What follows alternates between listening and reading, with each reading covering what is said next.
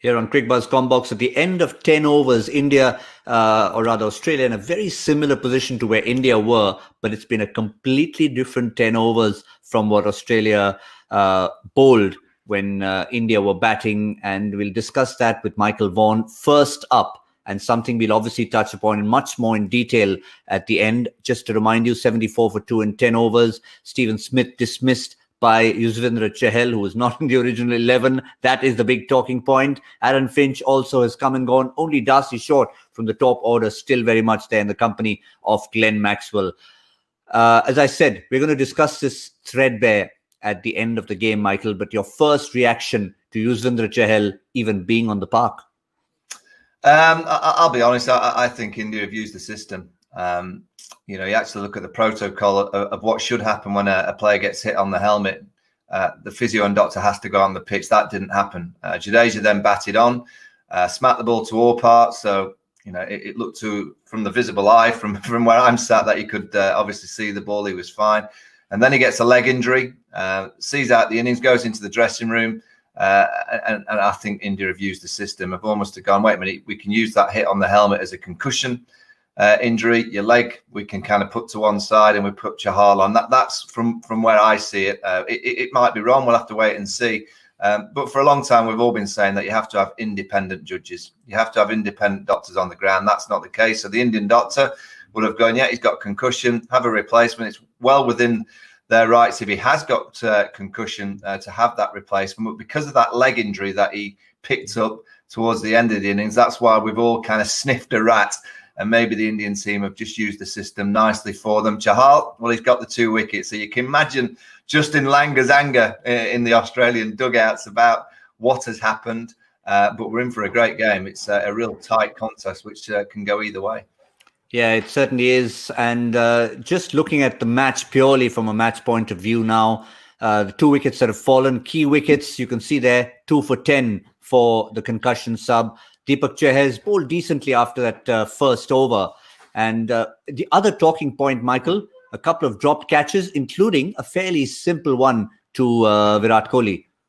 Yeah, and interestingly, that hit him on the head, and there was no concussion test for that either. Being serious, you've got to be.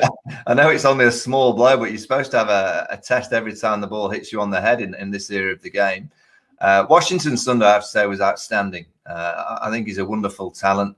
And also, if you actually look at Chahal's 2 for Jadeja's runs, can you ever have split man of the matches where you split it between the batsman who batted and then the concussion replacement who had to do the bowling? Is that ever possible? I'm sure it's the first time that it will have happened. India, I think, are just in front. The wicket seems to be suiting their style of bowlers, lots of variations, a little bit of kind of hold up in the wickets. And that middle order for Australia is going to be put under a huge amount of pressure. Glenn Maxwell is out there. He's the key, as he was the other day. He obviously bats the majority of the innings. You feel that Australia will possibly get over the line. But a great chance for Darcy Short. He's kind of scoring at 100 strike rate at the minute. If he can bat the innings and get a good score, that'll remind all the Australian public of what a good player he can be.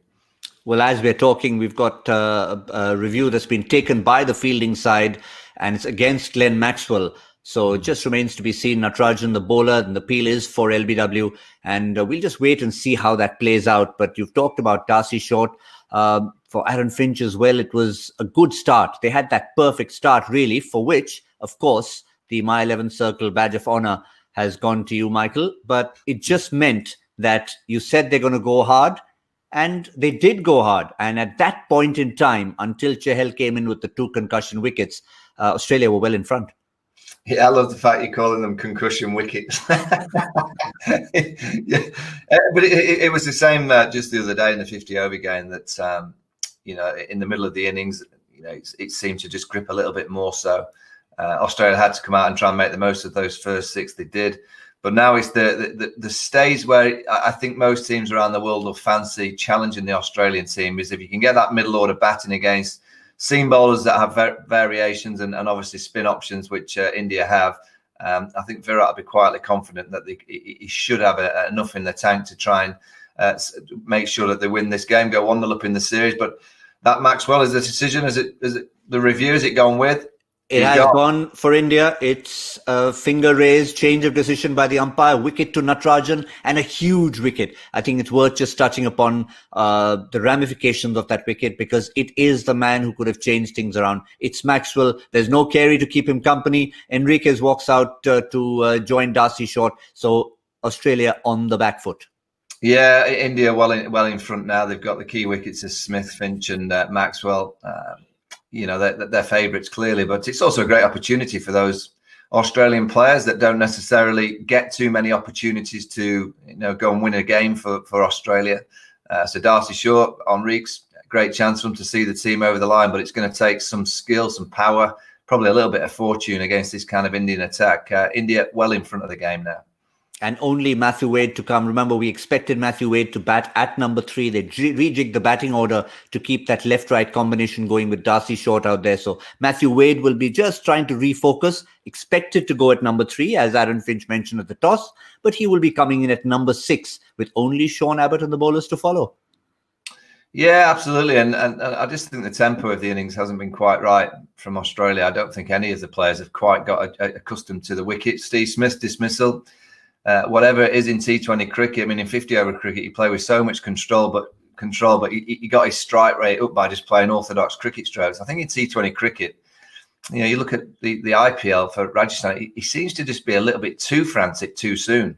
And he allows the opposition in to get his wicket. I think he's too good a player. I think he can bat 20 balls, he'll score 25, 30 runs, and then he can go up into the gears. I think he comes out a little bit too hard in T20 cricket. Yeah, well, as Michael Vaughan said, it is suddenly from being Australia's game and theirs to lose. Well, they have given away some key wickets, and India now well in front. And forget the joint man of the match. I have a sneaking feeling another 2 wickets for Yuzvendra Chahal, and he could be the first concussion sub ever to walk away with the man of the match. We'll find out at the end of the game exactly what happens. Thank you for your time, Michael Vaughan. We'll see all of you in the company of Zahir Khan as well on My 11 Circle presents Cricbuzz Live.